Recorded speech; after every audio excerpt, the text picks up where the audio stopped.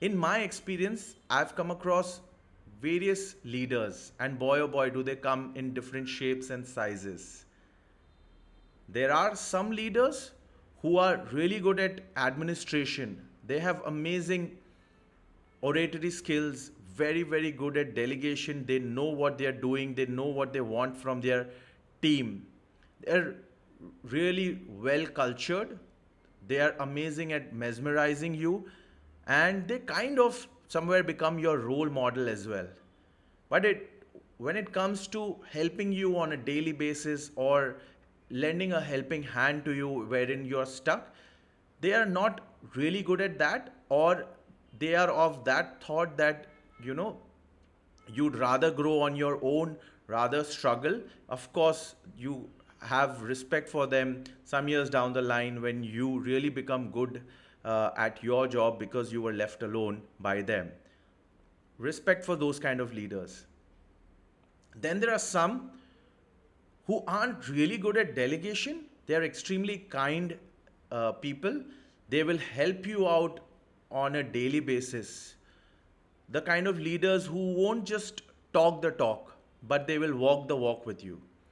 You develop deep respect for such kind of leaders because they empathize with you wherever you are stuck. They will remember when they were new at whatever they were doing, and they will empathize with you and they will really help you out when you're stuck in a situation. You kind of develop really good relations and good respect for such kind of leaders.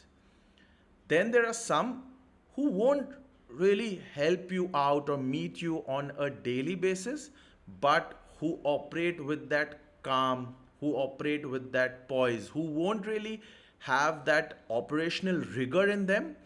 But the moment you meet them or come in contact with them or even hear their voice, your anxiety kind of fades away. They're really good at reassurance. And it's almost as if their confidence is contagious. It just spreads into you and it just percolates into you. Then there are some leaders who like to operate by giving you mixed signals, whether you have over delivered, whether you have underperformed, or you have done what you had to do. They will give you those mixed signals. But what this does is, over time, this kind of ambiguity, what this really does is, it doesn't motivate you all the time. What it does is, it just drains you, it just drains away your energy. Sometimes I wonder where this kind of operational style comes from. Is it strategic? Is it to keep you guessing so that you are operating constantly? Or is this coming from a place of insecurity? I don't have the answer to that question, but I just kind of feel perplexed at times that where does this kind of management style really come from, and is it healthy for the team, is it healthy for you, or is it healthy for the other person as well in the longer run? That is a question that is unanswered, right? What I feel in my experience, the best management style is, or the best leader I would like to say, is someone who's a giver, who wants to give in their 100% to the team. And what this does is that generosity is what makes you operate, gives you that sense of belonging to that person or to that team, that you would like to give in 100% day in and day out. What this really brings me to at times is that people don't really respect, or people don't operate at 100% in when they're controlled. People would give their heart and soul and their blood and sweat to generosity, is what I feel, right?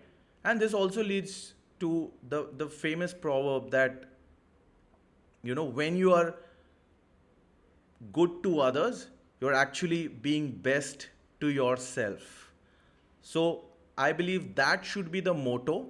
And when you are in a position of power, when you someday reach that position wherein you are in a position to give, you should always empathize. You should remember the day one when you started that particular position and when you did not have all those answers, so that the people who now look up to you, people who are now working with you, people who really need your help are not left in a soup, and who really, have that helping hand from you and get that help from you, so that they develop that deep respect for you.